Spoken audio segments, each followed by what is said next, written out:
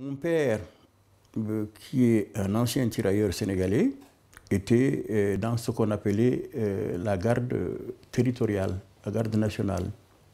C'était ce qu'on appelait les gardes cercles de l'époque coloniale. Et en 1900, il a été incorporé dans l'armée française, dans les troupes coloniales. Et de ce fait-là, il est parti au Maroc pour faire la campagne. Ensuite, ils l'ont envoyé à Verdun, puis aux Dardanelles et au chemin de Damme. Nous rendons hommage à toutes celles et ceux qui ont combattu ici avec courage et dans la souffrance, dans ce lieu où beaucoup d'entre eux ont été massacrés en juin 1940 parce qu'ils étaient noirs. Les Africains se sont beaucoup battus.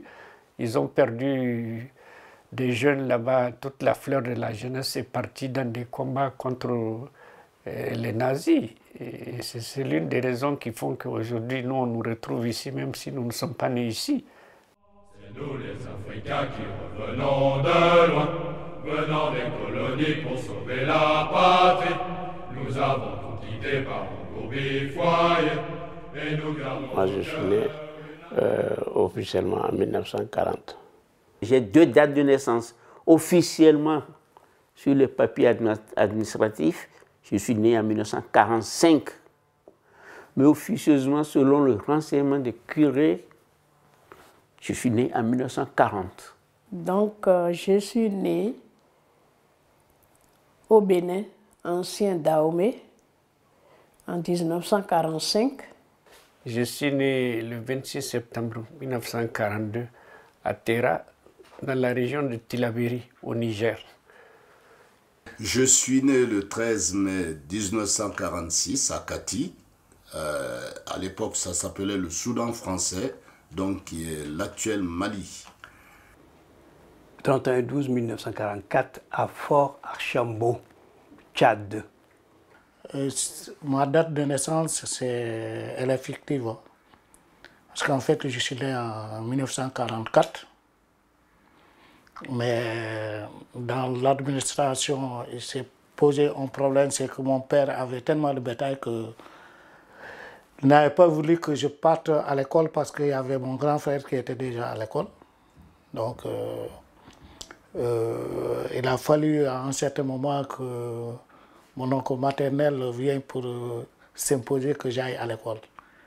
Et quand on m'a pris à l'école en 1955, j'étais obligé de diminuer mon âge. En fait, sur mes papiers, je suis né en 1951. À l'école, on travaille, jamais la paresse, travaillons. Quand, par exemple, on arrivait dans une contrée et qu'on soumettait la contrée, on prenait les enfants des chefs ou des dirigeants de ce comité qu'on envoyait à l'école, un peu comme des otages. Mais à côté de ça, on prenait aussi les enfants des paysans qu'on faisait pour étoffer le système, quoi. Je suis allé volontairement m'inscrire à l'école. C'est lié aussi au fait, l'histoire de mon père qui m'a raconté que son père, à lui, lui avait interdit l'école des Blancs. Moi, j'ai compris qu'il a pris une mauvaise décision. Parce que ceux qui sont allés à l'école des Blancs de son âge ont été les premiers administrateurs, les premiers commandants, et ceux qui ont fait étaient les auxiliaires du commandant blanc qui leur ont fait connaître beaucoup de misère. Alors moi j'ai dit, je ne veux pas faire la même erreur stratégique. J'ai choisi d'aller apprendre la langue des Blancs. Le matin de bonne heure, on allait à l'école. Et on allait faire le sport et on chantait la Marseillaise pour monter le drapeau. Le soir aussi, c'est comme ça. Toutes les écoles étaient organisées à peu près autour d'un drapeau. Drapeau qu'il fallait saluer les trois couleurs du drapeau français.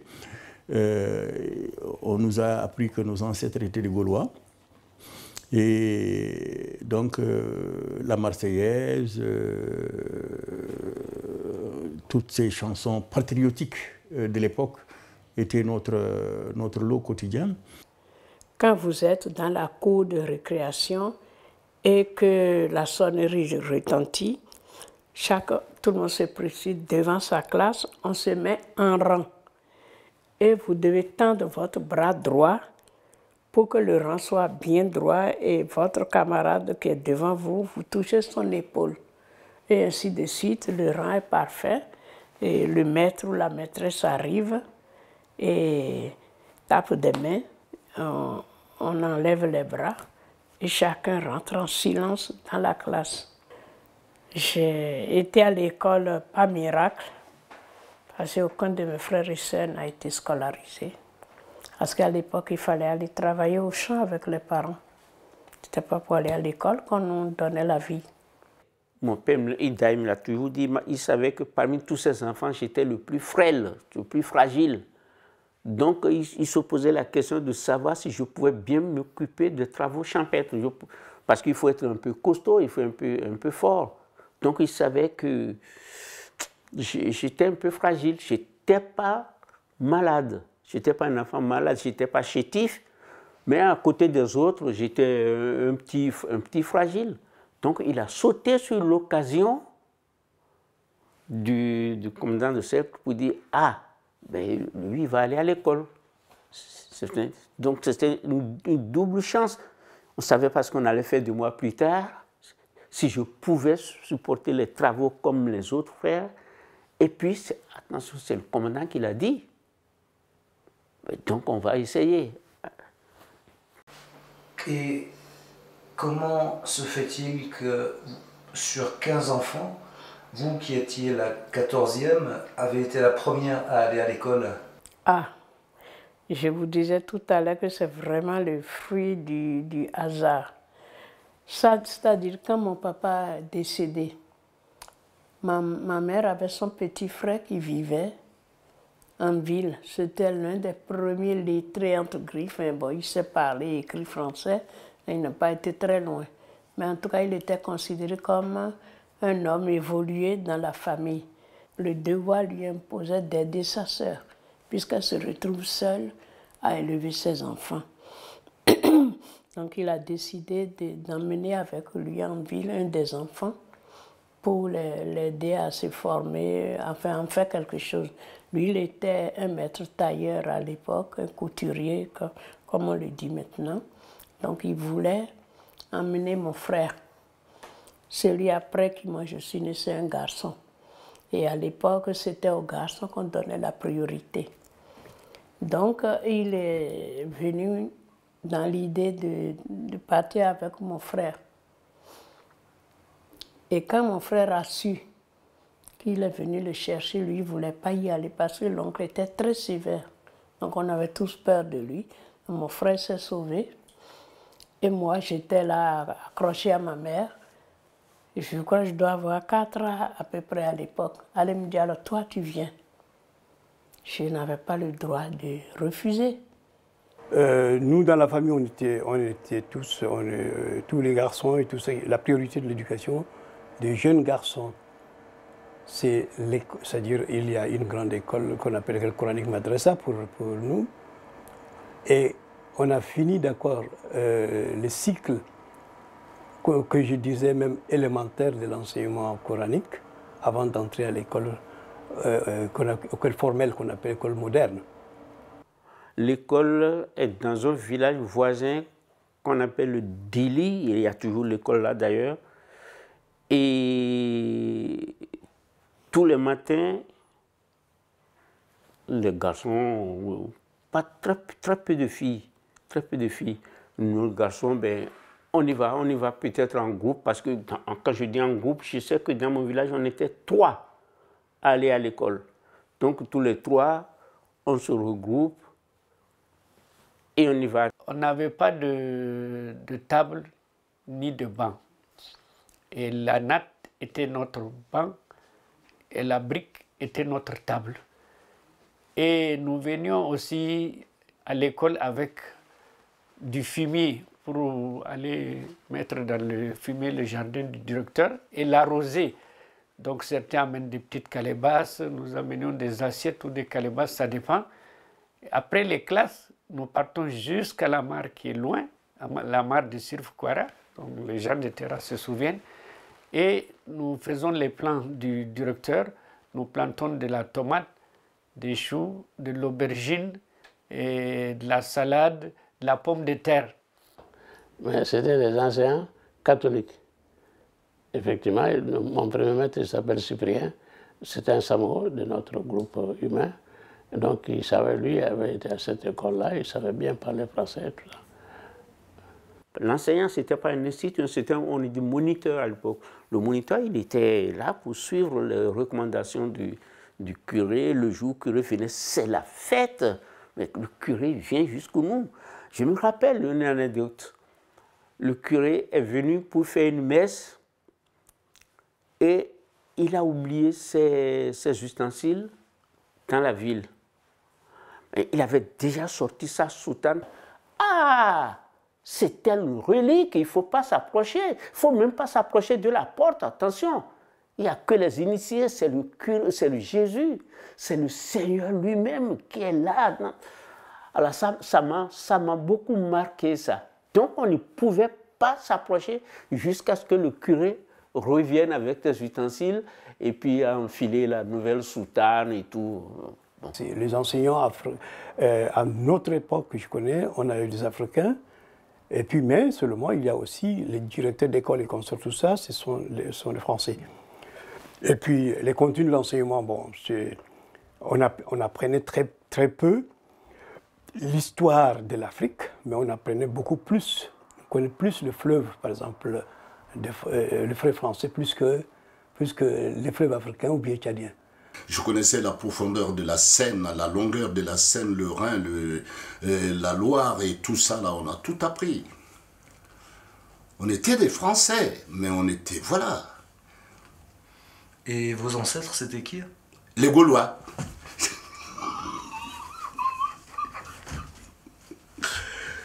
Et j'ai vu le jour en terre son rail, au cœur du vieux pays, cadeau, oh mon pays, j'aime tes paillotes, etc., etc., etc., ton beau soleil. Bon, c'était des chansons que nous avions apprises, des chansons coloniales, mais quand même, qui nous servent aujourd'hui parce que ça nous rattache à nos origines, à nos racines, à notre patrimoine, à notre terroir où nous sommes nés. Bon, il y a beaucoup de souvenirs comme ça, il y en a beaucoup, on ne peut pas tous les énumérer ici.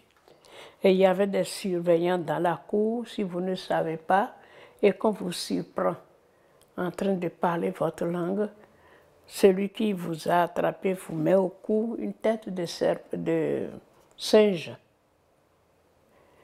Et vous avez intérêt à trouver quelqu'un d'autre qui parle aussi le fond pour lui donner votre collier complètement ridicule. Sinon, si vous retournez en classe avec le collier de singe, vous avez une punition. Très vite, on nous a imposé ce qu'on appelait les symboles. C'est-à-dire qu'on était obligé de parler français sous peine de punition.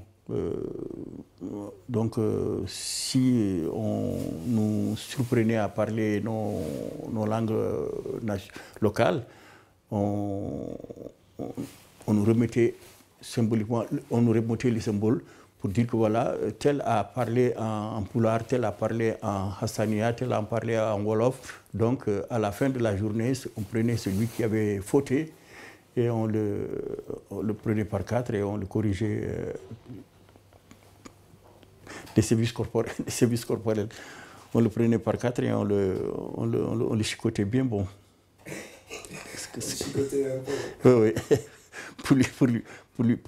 Pour lui ôter l'envie de parler ces langues de sauvages. Et parce qu'à Terra, nous avons une espèce de melting pot. Il y a des Sonrai, des Peuls, des Hausa, des Gourmanchés, des Touaregs, des Moussi. Nous avons toutes les races qui sont à Terra. Donc le symbole, c'était pour ça. Bon. Ensuite, je garde aussi un autre souvenir, c'est que le 8 mai 1945, j'étais à l'école, j'étais au CM2, donc à ma terminale de primaire, donc en 1958. Et ces jours-là, le directeur nous a fait rentrer en classe et j'ai fait une note aux camarades pour leur dire que nous devons sortir parce qu'aujourd'hui c'est le 8 mai 1945, c'est la fête de l'armistice française parce qu'en ce moment nous n'étions pas indépendants.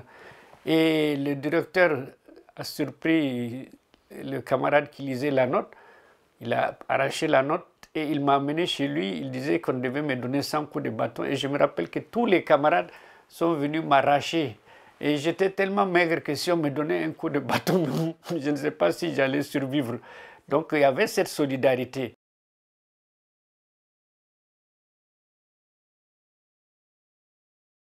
Notre village est loin de tous les centres. Quand on est arrivé au CM2, on a dû attendre qu'on ait la possibilité d'aller à l'école à Ségou. Et ensuite, on est allé à Ségou, qui est la grande ville. À l'époque, il y avait très peu de routes. Mais quand même, on a réussi à y aller à Ségou. Ségou, on a fait le CM2 et on a fait le certificat d'études primaires là-bas.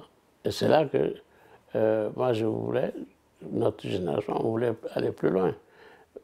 Mais on ne pouvait aller plus loin que si on passe l'examen des bourses. C'est l'administration coloniale qui offre les bourses pour aller au lycée. C'était en 1954. Nous, on avait déjà 14 ans et ce n'est accordé qu'aux enfants de 13 ans. Donc j'ai perdu le bénéfice de la bourse. L'administration m'a renvoyé à la maison, c'est-à-dire dans mon village. Et j'ai commencé à travailler en 1955 comme commis à l'office du Niger. Et toute la Mauritanie n'avait que deux collèges, un collège à Rosso et un collège à Boutimit. Au lieu de faire ces deux collèges-là, moi je suis allé à Saint-Louis du Sénégal. À Saint-Louis du Sénégal, faire mes études secondaires. Donc je suis allé jusqu'en 3e. Je n'ai pas fait le brevet à l'époque. Et puis, tout de suite, j'ai quitté le système scolaire pour m'engager dans le travail, quoi. Ceux qui étaient partis à Saint-Louis, c'était la galère. J'avais un de mes cousins, c'était un aîné là, qui était obligé de laisser les cultures, laisser ses travaux champêtre là, pour aller à Saint-Louis, pour essayer de loger les enfants du village qui étaient affectés dans les lycées à Saint-Louis. Il est resté là-bas pendant pratiquement 3 semaines pour essayer de caser les enfants. Puis il est revenu au village. Mais il a eu une récompense, c'était tout le village qui est parti faire tous ses travaux de champ, même les travaux de ses cousins, ses oncles, ces trucs-là, le village a tout fait. La première fois que je vois une ville, j'étais vraiment ébahie, surprise. Et en plus, l'oncle, il m'a prise par la main. Et on rentre dans le marché et je vois qu'il achète du pain et de la sardine.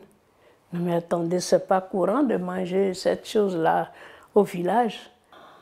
En 1952, il s'est marié et avec sa femme, on est parti pour la Côte d'Ivoire.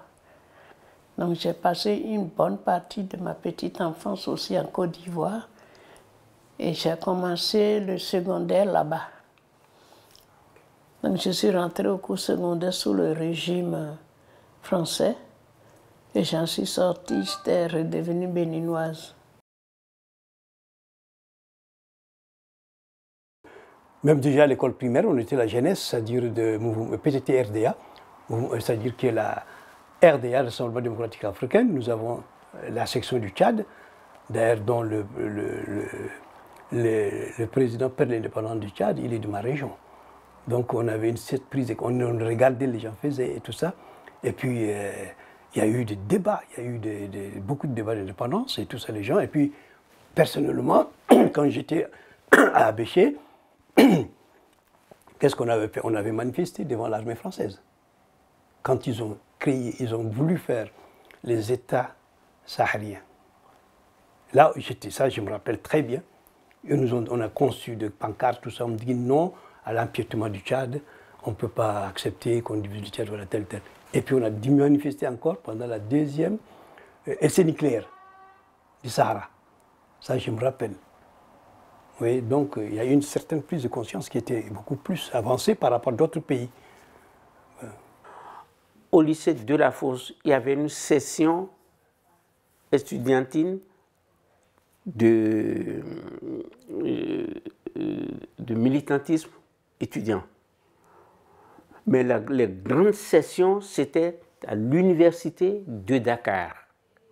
À l'université de Dakar, où il y avait un regroupement, qui est son équivalent en France plutôt, un regroupement des étudiants de tous les pays de l'Afrique de l'Ouest, qui avait un regroupement syndical à Dakar, qu'on appelle l'UGAO, Union Générale des étudiants de l'Afrique de l'Ouest. Donc c'est un syndicat qui regroupait tous les étudiants. Mais il y a les embryons de syndicats de chaque pays. Chaque pays avait son syndicat et ce syndicat était fédéré à l'UGAO.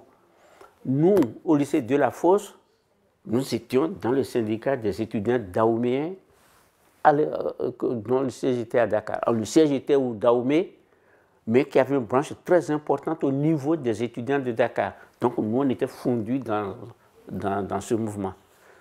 Bon, il y avait des revendications, mais moi, j'avoue qu'à cette période-là, je ne militais pas du tout.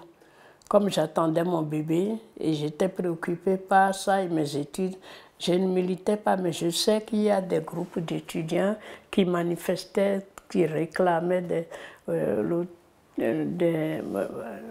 slogan à l'époque, c'était « impérialisme à bas ». Tout ce qui termine par isme, c'est à bas. Donc, je sais qu'il y avait des mouvements de revendication, mais à l'époque, je ne participais pas encore. C'est quand je suis arrivée en France que j'ai compris qu'il faut se battre. On était élèves quand même. La seule chose qu'on pouvait dire à l'époque, c'est que si on n'était pas content du repas, on se révoltait, mais le père Michel savait résoudre nos problèmes. Donc on n'était pas dans le syndicat. On était dans la jeunesse catholique, nous qui sommes catholiques. Ça s'appelait la JOC, jeunesse ouvrière catholique. Le mouvement des pionniers, c'était la jeunesse communiste. C'est venu de Russie et de Chine. Les pionniers, c'était des jeunes qui s'habillaient en kaki et qui avaient un foulard rouge avec un anneau doré et qui travaillaient que pour les citoyens, la vie, le respect de tous ces éléments-là.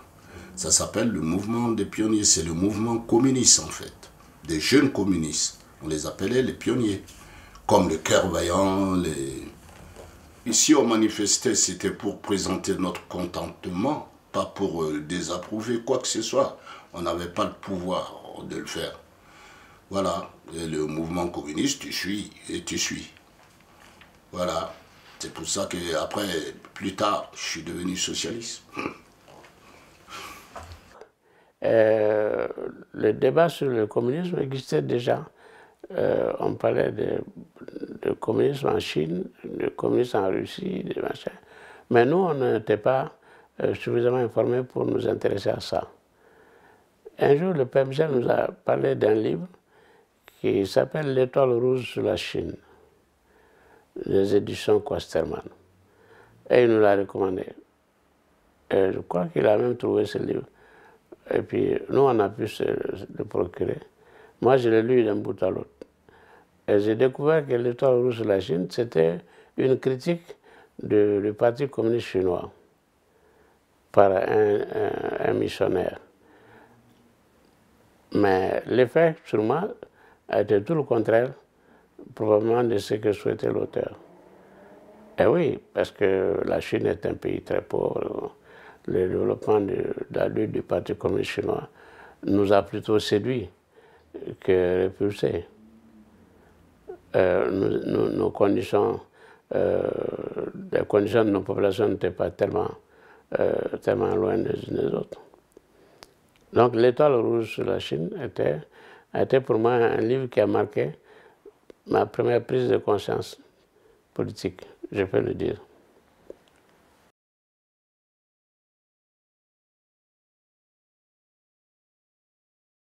Quand le Mali et l'Afrique allaient à l'indépendance, c'était le résultat des luttes âpres, des luttes féroces, des brimades qu'ont subi nos parents et autres. Nous sortions de la nuit coloniale. La nuit coloniale, vous savez combien de temps ça a duré? Moi, je ne pourrais pas le calculer. Ça part depuis l'esclavage. Et c'est tellement long. Et cette indépendance, même si elle est aujourd'hui jugée former les choses, ou même tronquée, ou même détournée, mais nous, jeunes de l'époque, on en était tellement heureux. Moi, je me souviens, quand on chantait l'hymne du Mandé en langue mandingue à l'époque. Nyama, nyama, nyama, fembeye dogo, nyama le koro, nyama te dogo la fenkoro, bio bi kadisa, masala ma bi nyogonda. Hey, ça veut dire que ce jour est unique. Le Seigneur n'a jamais créé un jour aussi beau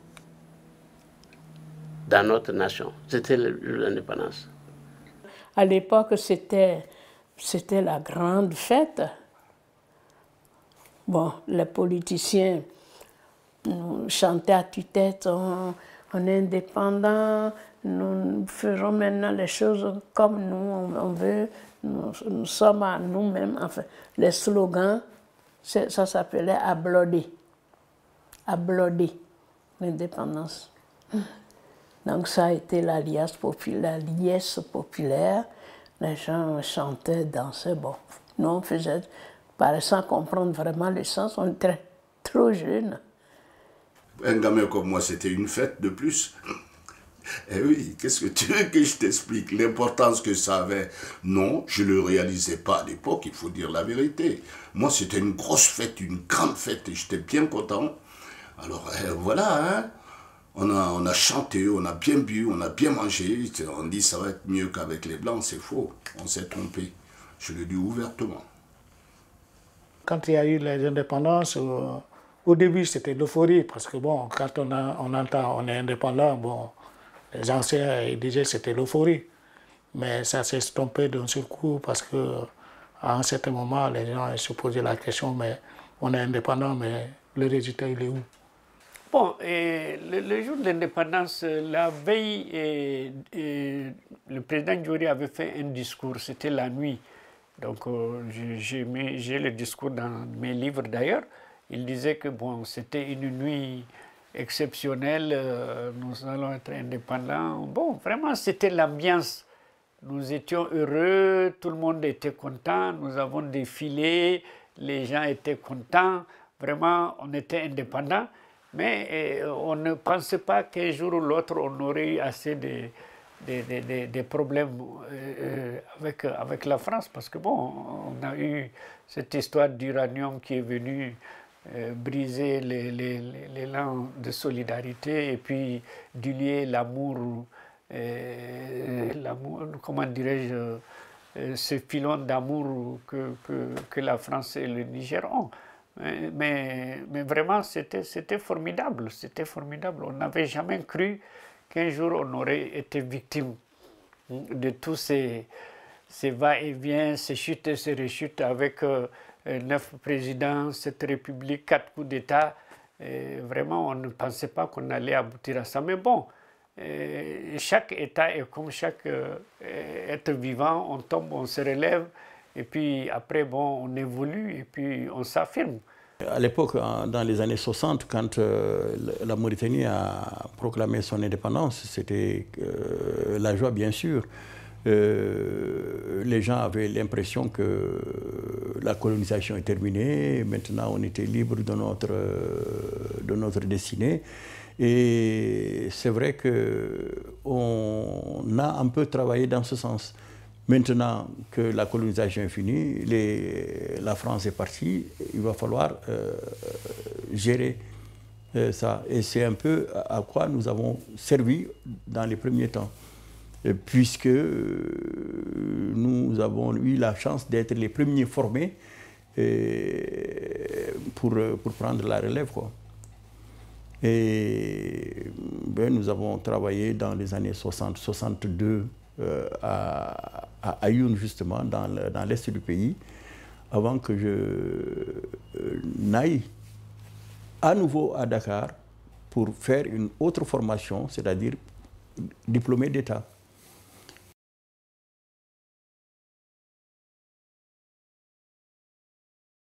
Il n'y avait pas la télé à l'époque, donc c'était la radio que tout le monde écoutait, et surtout les petites annonces.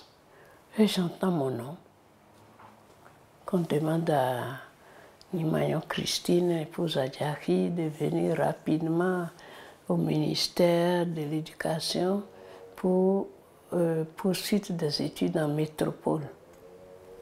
Comme j'étais destiné, j'ai fait l'école normale des instituteurs au Tchad, et j'ai enseigné d'abord pendant 4-5 ans. J'ai eu à diriger des écoles, et après, on a eu une bourse, c'est-à-dire que le gouvernement tchadien, dans la perspective d'avoir, c'est-à-dire l'enseignement supérieur au pays, tout c'est disponible, il y a un concours, bien tout ça, il y a qu'on appelle ça une passerelle. Vous avez tel niveau, on vous envoie faire dans des instituts, ou bien on vous envoie dans des universités directes, selon les besoins de l'État, c'est la planification que l'État a chaque année. Donc moi, c'est pour cette raison, j'ai pu avoir une bourse d'études supérieures de premier cycle au Liban. Je suis allé à Beyrouth. Et comme à Beyrouth, j'ai fréquenté l'Institut Lyon 2, parce qu'il y a l'Université Lyon 2 là-bas, jumelage, c'est-à-dire l'Université Lyon 2 là-bas. Donc, j'ai fait rapport de ma demande, on m'a dit, bon, vous venez à Lyon 2 à Lyon. Donc, la bourse, je l'ai eue, mais je l'ai eue très tard. Je l'ai eu très tard, ce qui fait que quand moi je suis arrivé ici, déjà eux j'avais commencé, il y avait déjà un trimestre qui est passé là. Donc quand je suis allé à la DOA, et on me dit, bon, mais monsieur, votre inscription est annulée et puis d'ailleurs vous ne pouvez pas suivre les cours parce que déjà un trimestre est passé. On ne connaissait en personne, d'ailleurs quand je suis arrivé la nuit, j'ai dormi à la gare de Perrache, avec mon petit sac. Je ne connaissais personne, j'avais que 100 francs. 100 francs, tu prends un hôtel, il te reste quoi? Il te reste rien, tu ne connais personne. Alors j'ai préféré m'endormir à la gare en attendant. Et je suis arrivé à la DOA le matin vers 8h, 8h30. J'arrive là-bas, on me dit la prescription est annulée parce que vous ne pouvez pas suivre les cours, il y a déjà un trimestre qui est passé. Et donc, il fallait que je retourne à Paris. Bon, j'étais obligé de prendre mon train sans le payer. Hein. Paris, j'étais chez mon cousin. Je mangeais chez lui et j'allais dormir avec des gens de chez nous, de chez nous. Pas des gens du village, mais des gens de chez nous que je connaissais bien avant au Sénégal et qui, eux, ils sont venus, non pas pour faire des études, mais ils sont venus en tant qu'immigrés pour chercher du travail, quoi. Et je dormais chez eux, mais je mangeais chez mon cousin. Parce qu'il avait quitté sa chambre, il était avec sa femme, donc je ne pouvais pas dormir chez lui. Et je me suis dit, bon, à Paris, ça va être compliqué pour être à Paris, pour faire des études à Paris. Qu'est-ce que j'ai fait? Je me suis réinscrit ici, à Lyon, à l'UIT cette fois-ci, parce que là, j'ai plus de bourse. Je me suis dit, bon, essayer de faire des études un peu plus courtes pour pouvoir t'en sortir là, parce que déjà, avec ton âge, avec toutes les difficultés que tu as, bon, tu ne vas pas continuer comme ça, quoi. Puis donc, je me suis inscrit à l'UIT, puis bon, puis j'ai fait un DUT de chimie physique. Je suis arrivé en France le 19 août 1977. D'abord, je suis passé d'abord par Paris. Il me fallait un sas de décompression, comme on dit, puisque à Paris, il y a une forte colonie mauritanienne et je suis resté au sein de cette colonie-là, où le temps de m'acclimater un peu avant d'arriver vraiment à Lyon, où j'étais vraiment tout à fait nouveau et tout à fait inconnu. C'est l'OMS qui, un peu, est à l'origine de tout ça. C'est l'OMS qui m'a envoyé en formation à Dakar pour ma formation de cadre. Et c'est l'OMS qui imagine qu'il faut aller encore au-delà pour perfectionner cette formation-là et faire en sorte qu'on mette en place des structures encore beaucoup plus performantes et beaucoup plus innovantes. Et donc c'est l'OMS qui m'envoie à Lyon, sur la base d'un concours toujours. Et cette école internationale d'enseignement supérieur à Lyon est une école également à vocation internationale, puisque j'ai été formé en même temps que des Nigériens, j'ai été formé en même temps que des Burkinabés, des Camerounais, etc., etc. Donc c'est toujours dans ce souci-là de formation, d'africanisation des cadres, quoi. Moi, j'ai choisi de venir à Lyon parce que je voulais travailler sur Citroën. Les voitures qu'on appelait à l'époque les DR19 et les ID19 étaient des voitures de la pointe. À l'époque, à Bamako, il y avait un seul blanc qui avait le droit d'ouvrir le capot de ces voitures et de regarder ce qu'il y a dedans. Et je considérais ça comme anormal. Et je disais qu'il fallait relever ces défis-là. Le père Michel a dit pourquoi pas. Donc on a été deux retenus pour venir à Lyon pour travailler sur ce sujet. Mamadou Koulibaly et moi. Et il avait des relations, le père Michel. Il nous a fait recevoir ici par les prêtres et tout ça. Le monstre qui s'appelait comment, le père Giraud. C'est un père blanc qui m'a dit, viens, je vais te faire, qu'est-ce que tu veux faire comme formation? Moi je lui avais dit, littéraire ou être comédien, quoi. Hein? Bon, parce que j'aimais bien le théâtre. Et il m'a amené en fin 68, il m'a amené dans la région de Nantes, à la Belle Étoile, Trélière, voilà, ça s'appelle le nom du coin.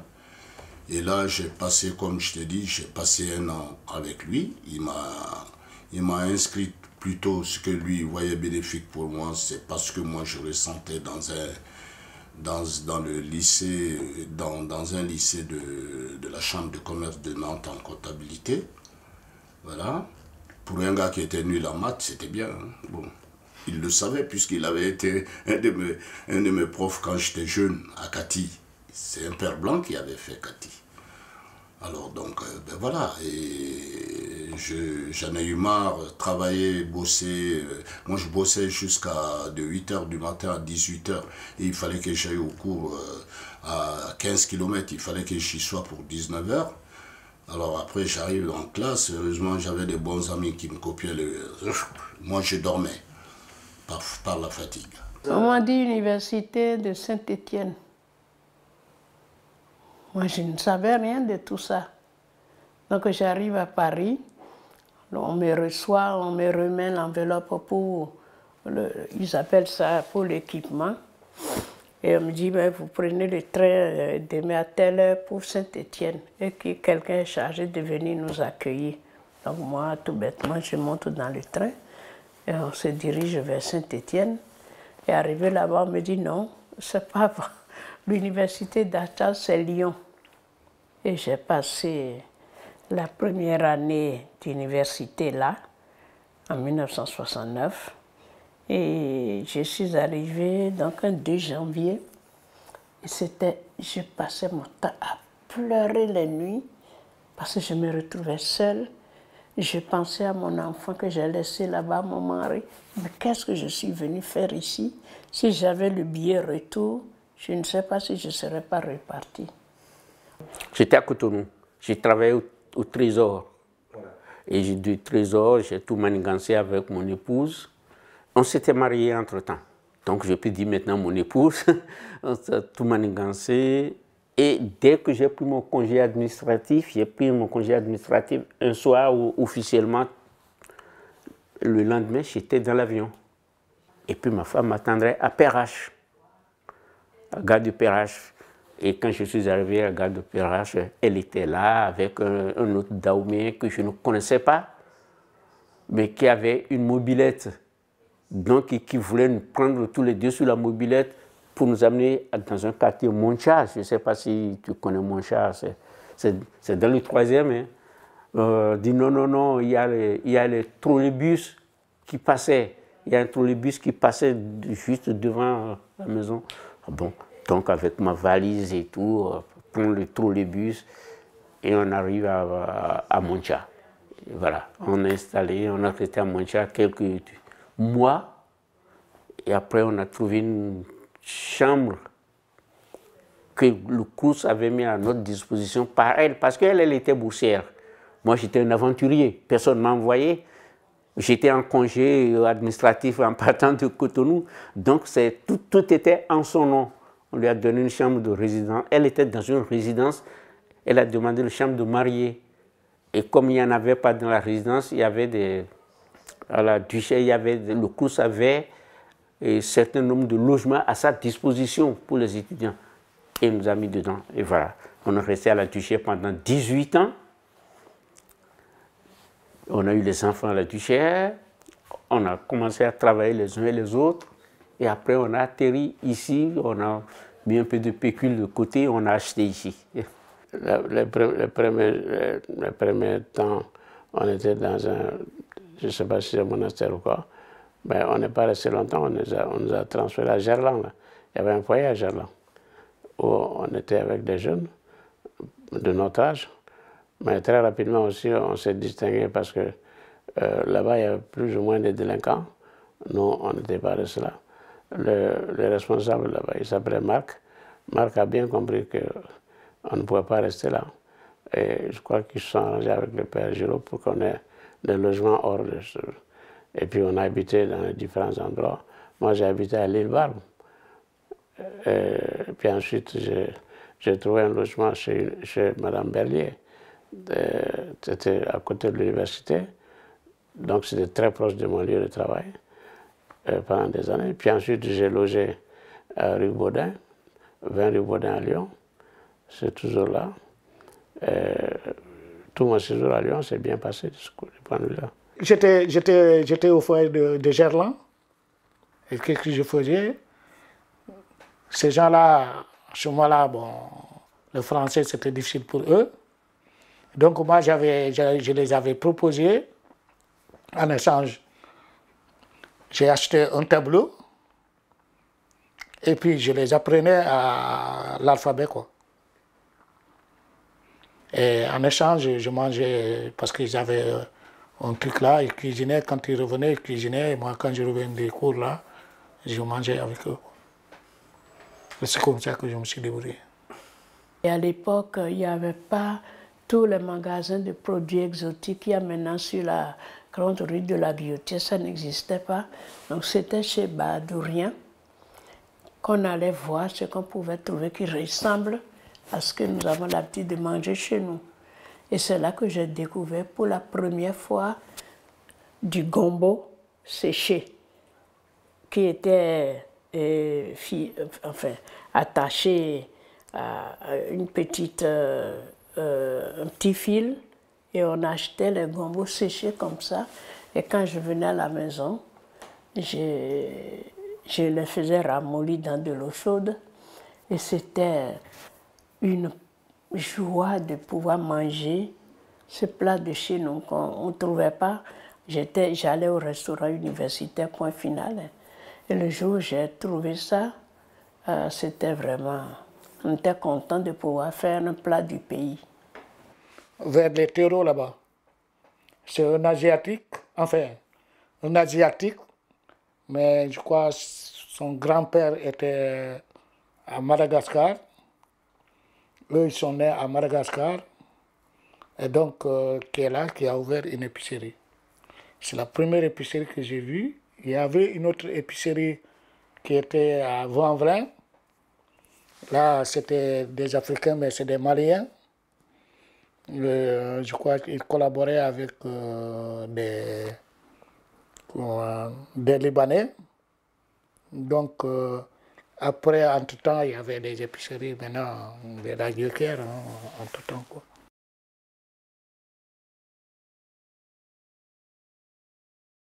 Pourquoi en 1950, en avril précisément d'ailleurs, en avril 50, pourquoi la réunion préliminaire a eu lieu à Lyon avant que la réunion constitutive ait lieu à Bordeaux? Pourquoi Lyon? Je ne saurais le dire honnêtement. Oui, moi, disons que j'ai trouvé la FEANF en route. La FEANF est un héritage des étudiants maliens et des étudiants africains en France. Ça s'appelle la Fédération des étudiants d'Afrique noire en France. C'est nos aînés, les Joseph Kizerbo, qui ont créé la FEANF, bien loin avant nous. Donc les débats essentiels de l'ASMF, de la FEANF, c'était la libération de l'Afrique, la lutte des peuples engagés, à l'époque la tricontinentale, etc. Ceux qui ont fondé la fédération, ils disent, bon, comme on a pris l'indépendance et tout ça, il faudrait travailler pour que fassent les États-Unis d'Afrique. C'était ça. Le but était ça, les États-Unis d'Afrique. Tout le monde visait, ne pensait qu'à ça, qu'on devrait arriver à ça, à ce panafricanisme. Mais il n'y avait pas une autre voie, c'était ça ou rien. C'est tout. On était des frères venant tous d'un pays colonisé par le même colonisateur, et puis voilà, et on vivait tous en France, donc on aidait tout le monde. Quand j'ai intégré le mouvement, c'était l'année 61-62, et on a participé au travail de formation idéologique. C'était important de conscientiser les Africains qui étaient là. La prise de conscience politique est une question essentielle. L'intégration à la société française, en parlant de français. Ceux qui ne savaient pas le faire, il fallait les aider à apprendre la langue française et à s'intégrer à la société. Connaître leurs droits, leurs devoirs, etc. Ça, c'était des activités qu'on menait qui coulaient de source. On nous a prêté l'idée des anti-français. C'est totalement faux, mais intégralement faux. Parce qu'à l'époque, les relations de la Fédération des étudiants d'Afrique noire et les États comme la Chine, la Russie, l'Amérique latine, etc., étaient très bonnes, très positives. Et on était demandeurs de savoir, on était demandeurs de connaître l'expérience des autres États qui ont conduit leur révolution et qui sont arrivés à se libérer de certaines chaînes.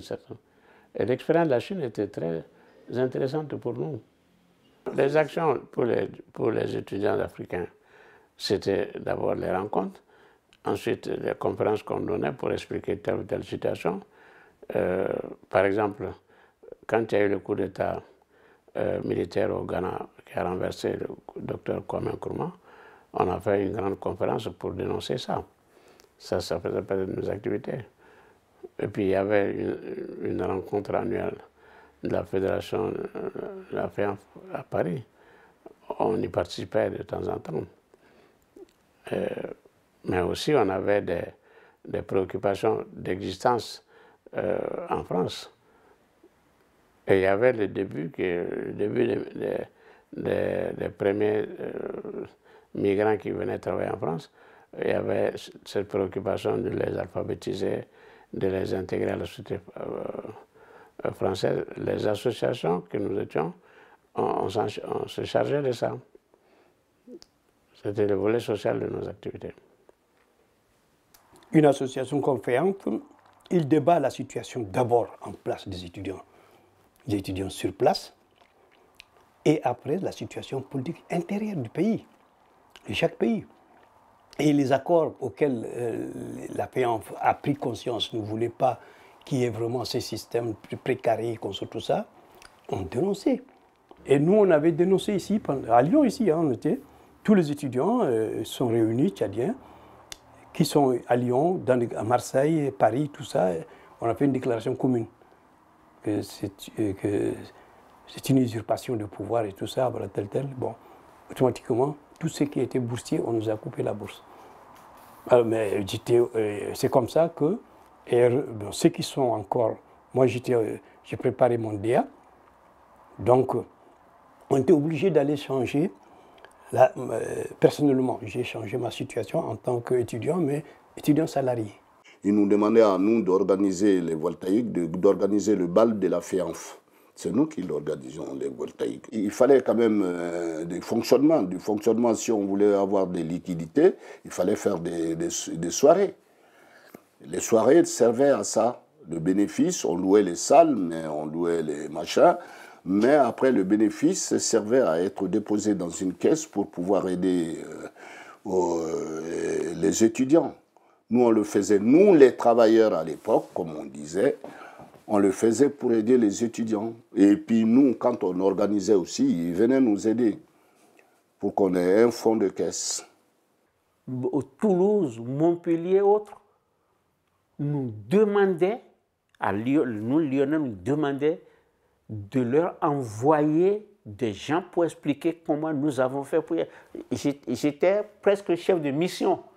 Parce que quand on demandait, c'est moi qui allais à Toulouse avec 3 autres camarades, je ne vais jamais, mais c'est moi le chef de file. Quand je vais à Montpellier, c'est moi qui vais pour expliquer comment nous avons réfléchi pour... Mais Lyon a une terre où les grands esprits naissent aussi, le panafricanisme africain et tout ça. Quand il y a en 16-17, il y a eu déjà chaque étudiant, chaque pays africain a son association des étudiants, association des étudiants burkinabés, des étudiants Haute-Volta à cette époque, association des étudiants tchadiens, sur le sénégalais, sur le Maroc, tout ça. Mais officialisé, mais seulement à l'intérieur. C'est à l'époque de Poniatowski, ministre de l'Intérieur, Tandis Giscard. Je me rappelle bien, c'est ça qu'à l'intérieur, qu'ils ont à la demande de Ifo de Bouing, du Côte d'Ivoire, qu'on avait stoppé la FEANF. C'est comme l'unité africaine, jusqu'ici, on est Kahin alors qu'on aurait pu créer ça. Et en 1963, nos dirigeants qui avaient créé l'OIA avaient bien souhaité que nous ayons un marché commun, une force panafricaine et un centre de recherche littéraire ou culturel. Tous les domaines étaient tracés. Malheureusement, aujourd'hui, regardez ce qui se passe. Si seulement nous avions créé ça, comme les Européens ont créé l'Europe, l'Union européenne, avec, je crois, 7 pays du temps de De Gaulle. Aujourd'hui, ils sont 27 ou 28. Mais dès qu'il y a quelque chose, vous voyez comment ils se battent. Mais nous, on a l'impression qu'on ne se connaît même pas. Et c'est ce qui favorise d'ailleurs c'est tous ces malfrats-là, l'irruption de tous ces malfrats dans nos affaires pour venir nous troubler. La faute est à qui? À nous. À nous, parce que nous avons des frontières communes. Nous sommes dans une cuvette, 54 États. si on avait créé tout ça, là, on n'aurait pas eu besoin de l'armée française, ni des Russes, ni d'autres, parce que on serait une force dans tous les sens. L'Afrique a tout. Hein? On prend nos matières premières pour venir les fabriquer ici. On prend des cacahuètes, on prend un sac à 100 francs CFA, on nous vend 3 gousses ici à 2 € dans des machines. Non, nous avons une responsabilité. Et je tiens à le dire avec nous autres, parce que moi j'ai servi des dirigeants, des gouvernements, et moi aussi, et je me mets dans le lot. Nous avons failli. Nous avons failli. Voilà. Je pense que l'histoire retiendra cela, mais il va falloir que nous nous réveillions, comme je l'ai dit souvent dans mes écrits.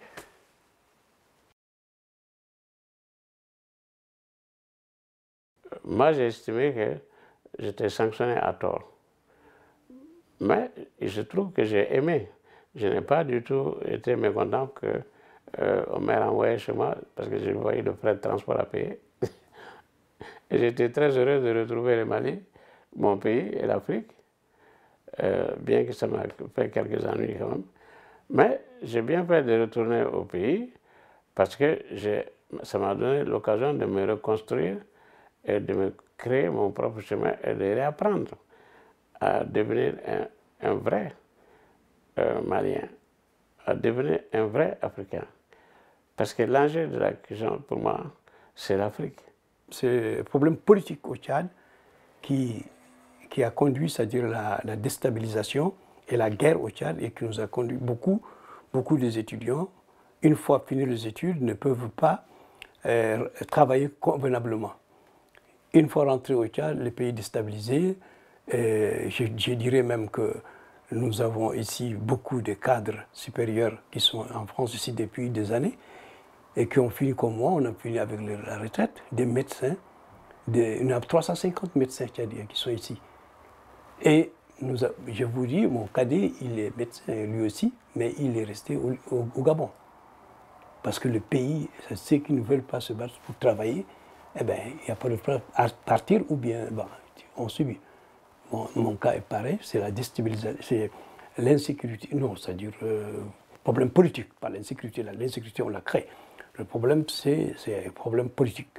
Et c'est un problème politique qui est déstabilisé, comme chamboulé la société tchadienne.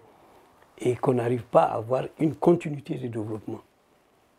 Et donc on dit, bon, une fois arrivé ici, le temps passant, qu'est-ce qu'ils ne peuvent pas faire? On voit les enfants grandissent, il faudrait l'assurer de l'avenir. Donc je fais un choix que je ne le regrette pas, parce que enfin, ces enfants, chacun a pris son envol. Oui. Donc on est venu ici pour finir nos études. Ma femme était encore étudiante, moi étudiant. Et on commence à rester, il faut vivre. Seule bourse, ça ne suffisait pas. Nous avions une fille quand elle était à Dakar. La fille avait 2 ans, on est parti, on n'était pas bien contents. On a fait venir la fille. Et puis la fille aînée a commencé l'école. À notre grande surprise, en moins de 3 mois, elle parlait français. Elle comprenait quand nous parlions à la maison, mais elle parlait français. En 1 an, elle commençait même à perdre la langue du Dahomey. Le fond, on l'appelle. Elle commençait à perdre le fond. La deuxième fille aussi. Et puis après, ma femme dit, mais il va perdre tout cet avantage. Bon, mais et si nous attendions qu'il finisse au moins l'école primaire, il aura peut-être une base déjà de lecture, et puis on partirait. Et puis à l'école primaire, on dit, oh, mais et s'il allait au collège, tu vois, on renvoie, fait de renvoi en renvoi. Et ça y est, on est là maintenant. Ils sont parents, ils sont presque grands-parents, les enfants maintenant, mais nous, on est toujours là. On renvoie à quoi? Tu me poses la question, je vais baisser la tête. Fin 79, à l'issue de ma formation, je devais rentrer. Mais fin 79, en Mauritanie, se passaient les premiers, enfin, les signes avant-coureurs de ce qui allait devenir par la suite une véritable, comment dirais-je, une véritable catastrophe. C'est que des officiers nationalistes arabo-berbères sont arrivés au pouvoir et ont mis en place un régime tout à fait, comment dirais-je, discriminant et comment dirais, difficile pour le Haalpulaar que je suis. Et d'ailleurs, bon, les choses vont me donner raison, puisque quelques temps après, c'est la crise de 86-89 au Sénégal et en Mauritanie, où il y a eu des déportations, des massacres et des tueries monstres, quoi, entre Sénégal et Mauritanie. Et la Mauritanie en profite pour régler le problème, la question nationale en Mauritanie, en expulsant tous les Sud-Mauritaniens sous prétexte que c'est des Sénégalais. Donc c'est un peu cette raison qui ont fait que, au lieu de rentrer, j'ai dit, de toute façon, je sens venir de très vilaines choses, donc je reste. Je reste donc fin 79. Je reste dans un statut à peu près ambigu d'étudiant, pas étudiant, fin d'études, doit rentrer, doit pas rentrer. Pendant un an, je reste dans cet état ambigu. Et en 81, arrive au pouvoir François Mitterrand et les socialistes qui mettent en place les régularisations massives qu'on connaît et qui me permettent d'avoir un statut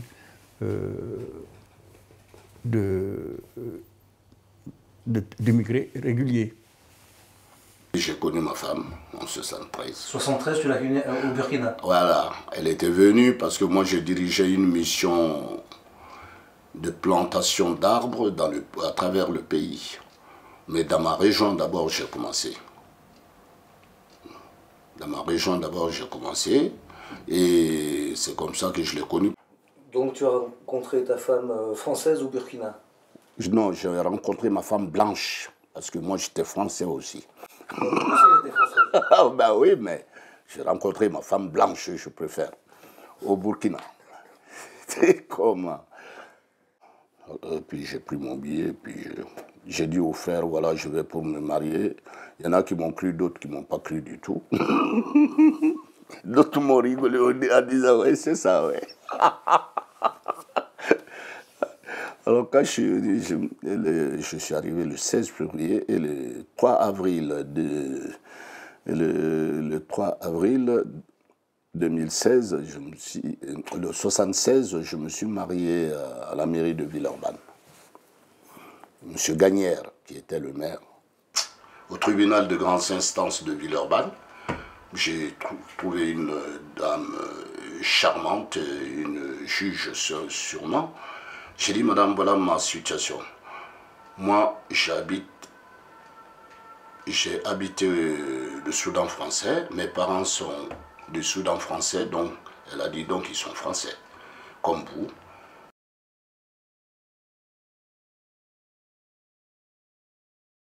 J'ai cherché du boulot et j'en ai trouvé plein, je ne savais pas quoi en faire. Ouais, j'ai travaillé pour Siba Guégui, le service chimique de Saint-Fond. J'ai travaillé pour Cofradel, donc dans l'alimentation, qui n'existe plus. J'ai travaillé pour Leclerc, voilà, de Saint-Priest. Et puis j'ai travaillé aussi pour... avant Leclerc de Saint-Priest, j'ai travaillé dans une grainerie qui font des graines pour les oiseaux et les animaux à Saint-Quentin-Flavier, dans l'Isère. Voilà. Tout en restant tout en résidant à Villeurbanne. Ouais. Et après, je me suis débrouillé à grappiller des formations, et je suis devenu moniteur éducateur pour les non-voyants et malvoyants. Voilà, et j'ai fini là. En fait, la carte de séjour, c'était quand Giscard était président qu'il a instauré la carte de séjour. Mais avant, les Sénégalais, ils n'avaient pas besoin de carte de machin. Avec la carte nationale du Sénégal, vous travaillez facilement, quoi. La carte de séjour travailleur. Et là, c'était beaucoup plus compliqué, moi. Parce que pour l'avoir, c'était compliqué. C'était au moment où c'était très compliqué. Vous vous promenez dans la rue. La police, avant, c'est pas comme maintenant. Hein. La police, à tout moment, pour vous contrôler, vous marchez dans la rue, vous dites contrôle de papier. Bon, si vous n'avez pas de papier, c'est la galère. Et j'ai vécu comme ça pendant 1 an. Et puis, il y a un de mes cousins qui est à Marseille, qui travaille dans les ports. Il m'a dit, ça commence à être compliqué là pour toi là. Il faut venir à Marseille, je vais te mettre dans les bateaux de croisière.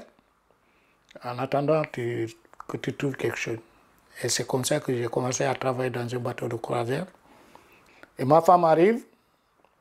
Entre-temps, on a eu le premier enfant. Et quand elle a accouché, moi j'étais au Mexique. Et c'était le temps de Mitterrand. Et Mitterrand a décrété en disant que tous ceux qui ont des enfants, on n'a qu'à leur donner les papiers pour travailler.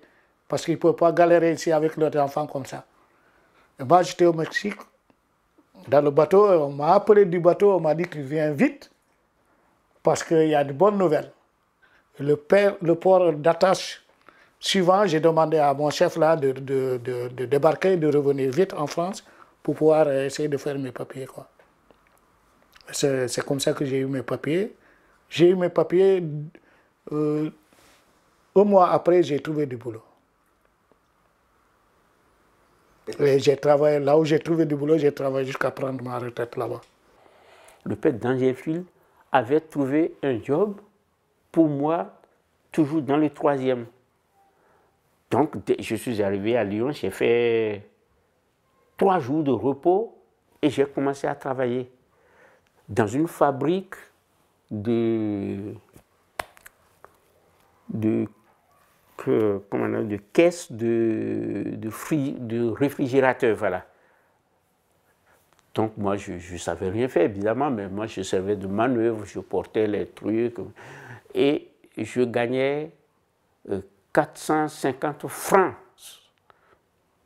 C'était bien. Et avec le père d'Angéfil, c'était ça. Donc avec l'ami Jean, il m'a trouvé une place à l'entrée de Villeurbanne pour travailler. C'était une mise en bouteille, c'était des cuves, des tonneaux de vin, et là on le mettait en mise en bouteille. Et nous on s'occupait de mise en bouteille. Et de 450, je gagnais 900 euros, non pas euros, francs. Et c'est comme ça que j'ai travaillé pendant 1 année. Et après, j'ai réintégré l'école comme je dis, ça suffit. J'ai repris l'école. Et tout en ayant des petits jobs à côté, soit c'est 4 heures par jour, soit c'est le soir après les cours, soit pendant les vacances. Moi, je n'allais pas en vacances, j'essayais de travailler au maximum. C'est-à-dire, je mettais toutes les chances de notre côté. Le boulot, ça ne manquait pas à l'époque. Voilà, comme ça, on a vécu jusqu'à ce que j'ai fini mes différents cycles universitaires. Et j'ai été embauché là où j'ai fini ma carrière professionnelle pour être là maintenant. C'est-à-dire C'est-à-dire j'ai fini au Crédit Agricole, au siège administratif, section contentieuse. J'étais chef de cellule contentieux où j'ai passé... Au Crédit Agricole, j'ai passé 32 ans quand même. Hein. Et voilà, donc, mon mari étant arrivé, on s'est installé à la Duchère. Et comme tout étudiant faisait les petits boulots pour compléter la bourse, ce n'était pas suffisant. Donc j'ai été caissière à Carrefour Écully. pendant 3 ans au moins. Après, j'ai été femme de chambre dans des hôtels où je faisais les lits, le ménage, tout ça. Après, j'ai distribué plein de prospectus. Enfin, j'en ai fait des choses pour joindre les deux bouts. Et encore, j'ai eu la chance de travailler à l'EDF, à Lyon. Donc, ça m'a permis de rester rédigé. J'ai rédigé, c'est-à-dire ma thèse et tout ça. Et je faisais que beaucoup la nuit.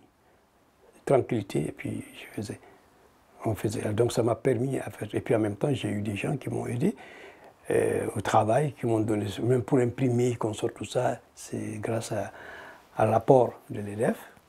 Et c'est là où j'ai travaillé en tant que chef, c'est-à-dire chef de poste.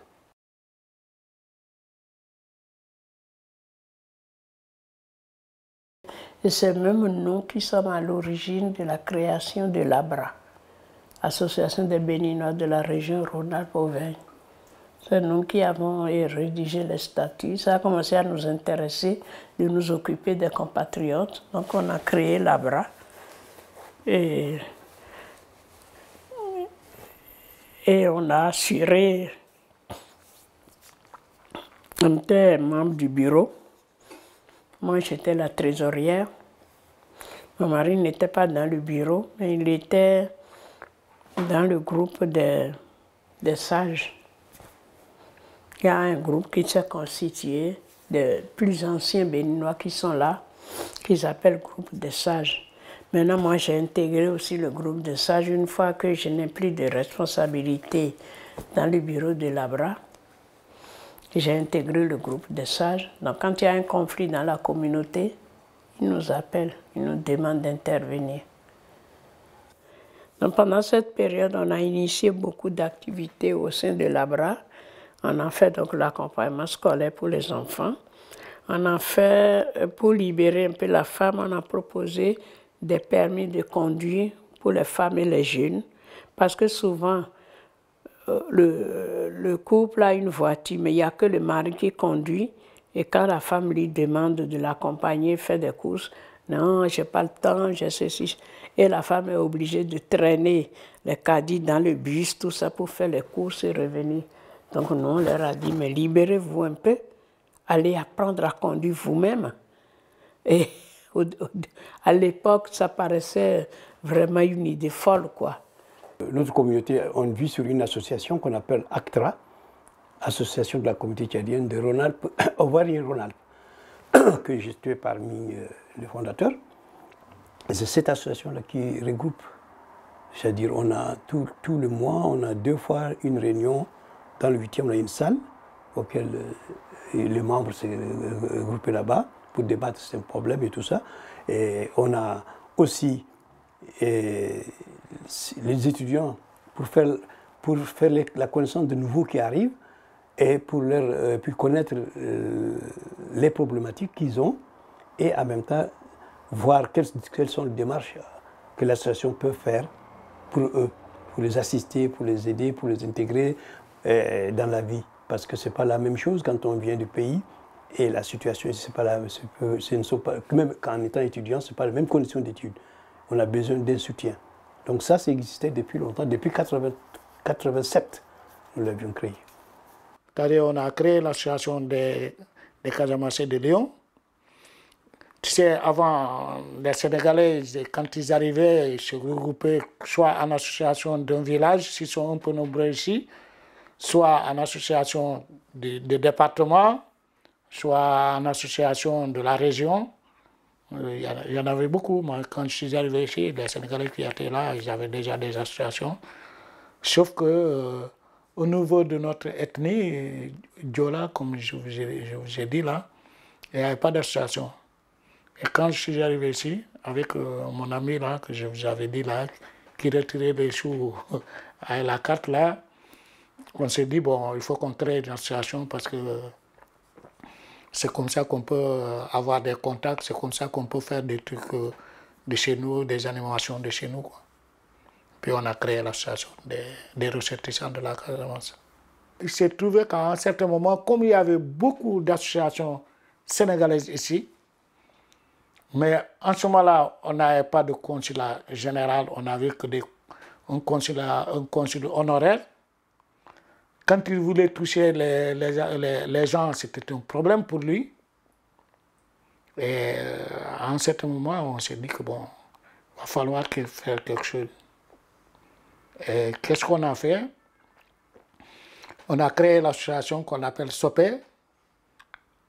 C'était un collectif d'abord des Sénégalais, de plusieurs associations sénégalaises qui sont constituées pour faire un collectif qu'on appelle SOPE.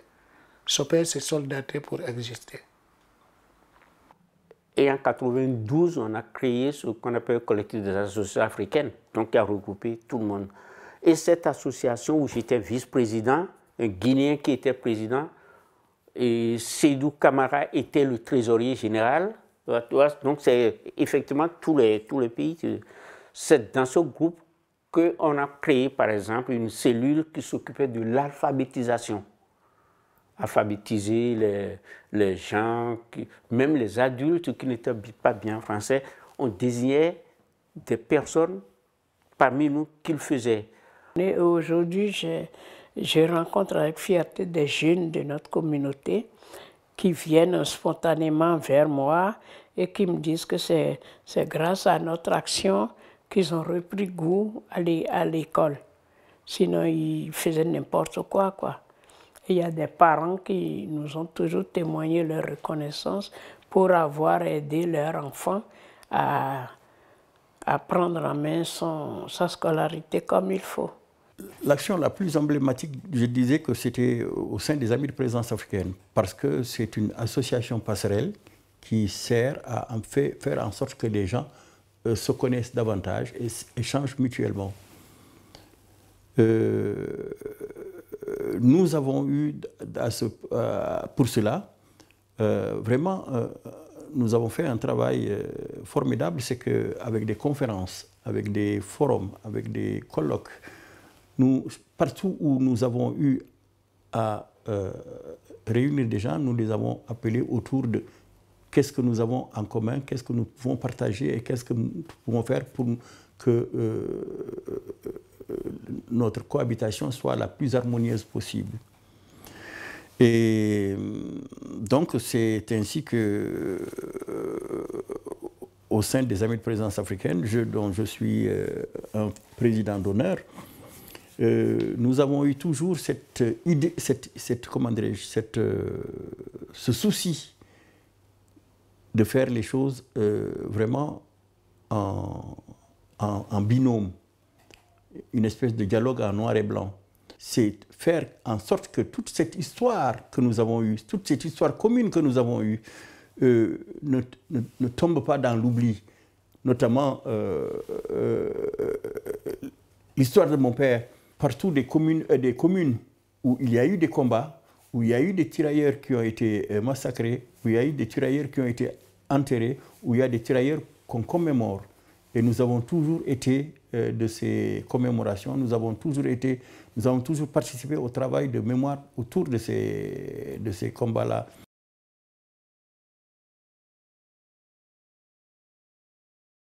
Comme par hasard, je suis président d'une association à vocation humanitaire qui s'appelle Solidarité Plurielle. Solidarité Plurielle qui,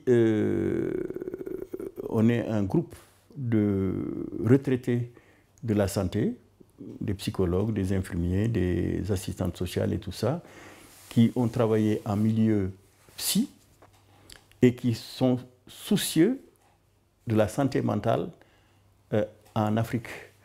Et forcément, comme il y a des enfants handicapés qui ne sont pas pris en charge, nous, on met en place une structure pour ces enfants-là.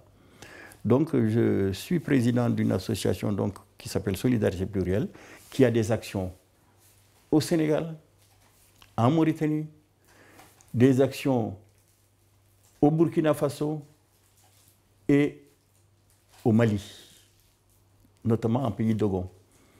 Avec les Italiens, c'est-à-dire que nous avons le club international Italie-Tchad, dont je préside ici.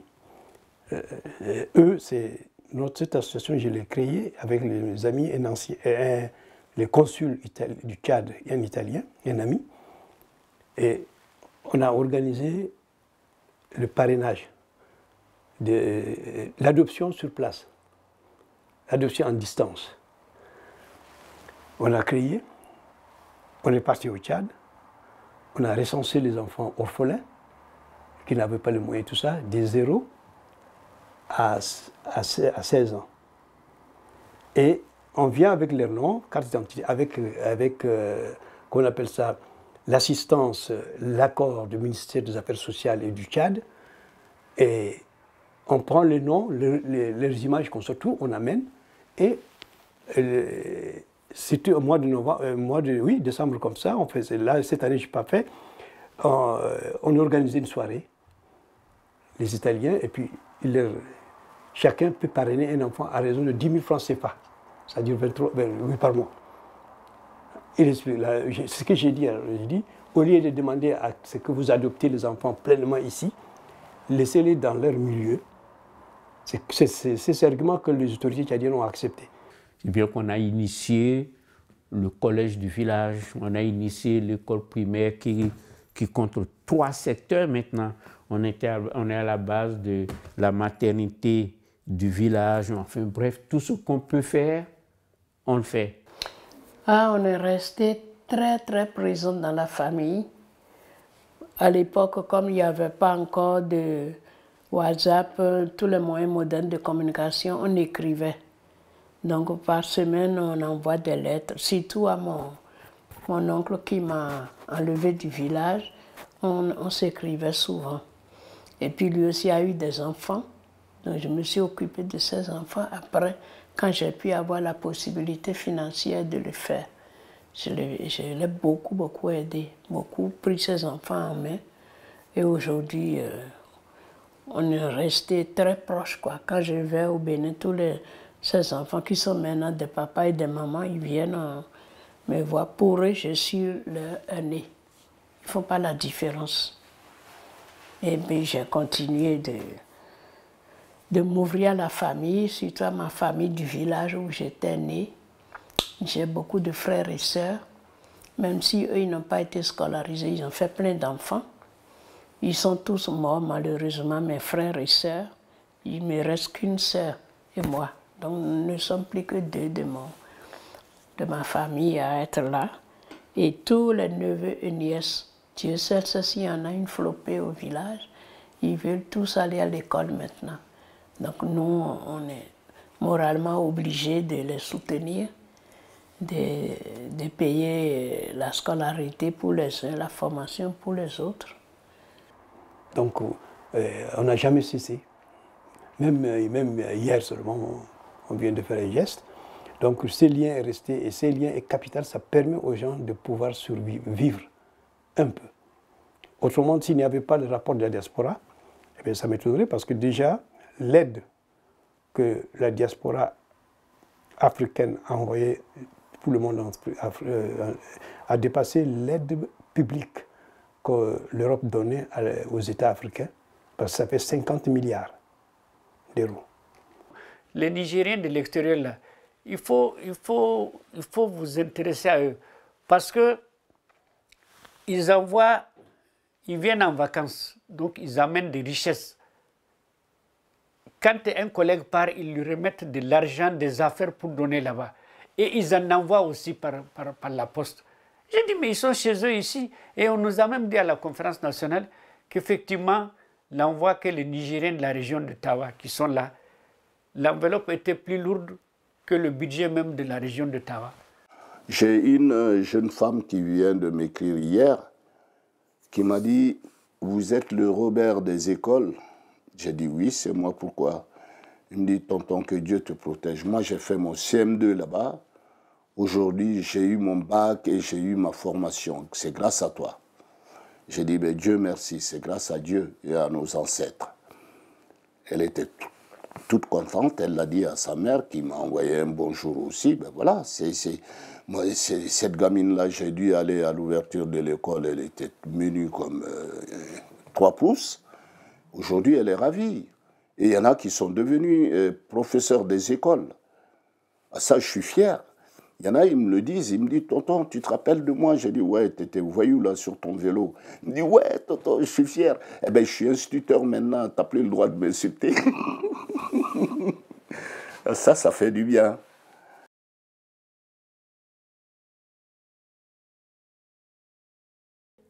Là, maintenant, les gens le disent, mais encore dans mon village, je vais rentrer chez moi. Si c'est à Port-Trouveau ou à Cotonou, je vais rentrer chez moi. Et quand ils sont chez eux, quand ils sont à bout, mais je vais aller là où on a enterré mon cordon ombilical. Ça, c'est là où je suis. Je vais aller là. Les gens continuent toujours de le dire comme ça.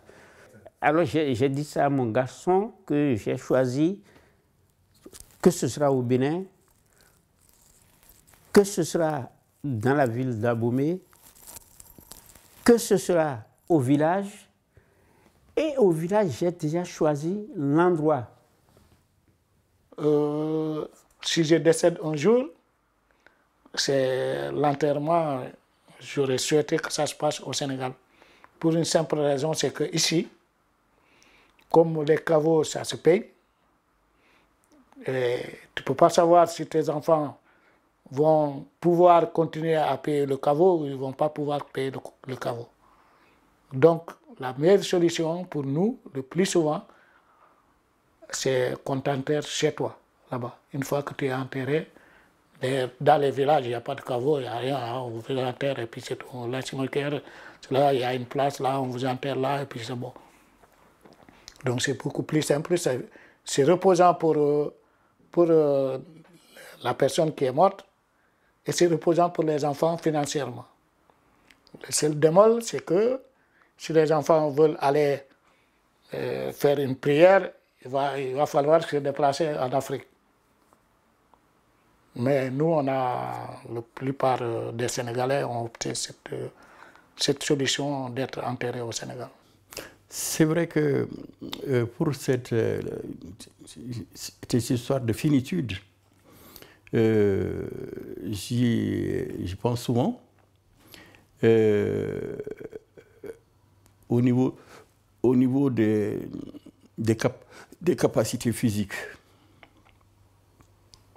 est-ce la maison de retraite, est-ce le retour aux choses? Ça, c'est un peu, je laisse un peu mes enfants décider qu'est-ce qu'ils préfèrent et le plus sécurisant pour eux, soit d'être là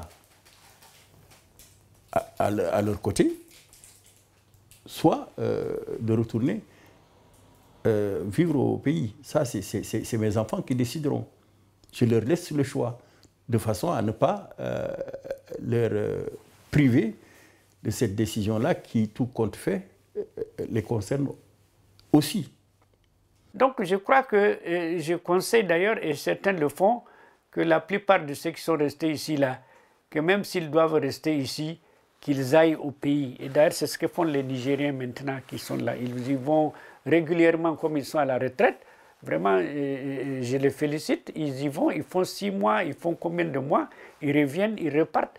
Mais il ne faudrait pas que nous nous éternisions ici. Ce n'est pas ça l'objectif de notre arrivée ici. Et ce n'est certainement pas aussi le désir de nos parents. Parce qu'on dit voyager, c'est mourir un peu, mais il vaut mieux ne pas mourir complètement ailleurs. Moi je crois que c'est comme ça. Et nous avons des liens, nous avons des amis, nous avons beaucoup de choses. Moi, j'étais à l'association des anciens enfants de troupe, l'association des écrivains de langue française, bon, etc., etc. Mais tout ça là, mais nous sommes Nigériens. Même si certains ont la nationalité française, étrangère, n'empêche pas quand même que le cœur bat toujours pour le pays. On a passé trop notre vie par rapport au Tchad, ici. Mais notre souhait, la retraite ou la vie, pour si les circonstances les ont été favorables, je préférerais rester parce que là-bas, il y a ce qu'on appelle une vie des anciens qui participent jusqu'à leur fin. ils ne sont pas isolés. Il y en a, parce qu'on a besoin, c'est-à-dire les jeunes ont besoin des anciens pour bénéficier de leur expérience, que ce soit les femmes ou bien les jeunes. Mais ce qui fait qu'aujourd'hui, mais mon souhait était, sincèrement notre souhait, c'est retourner, s'il y a le temps, si le temps arrive, qu'on soit enterré sur place, c'est-à-dire avec le parent. Mais tout dépend de la situation actuelle. C'est nous les Africains qui revenons de loin, venant des colonies pour sauver la patrie. Nous avons tout quitté par Mongoubie foyer.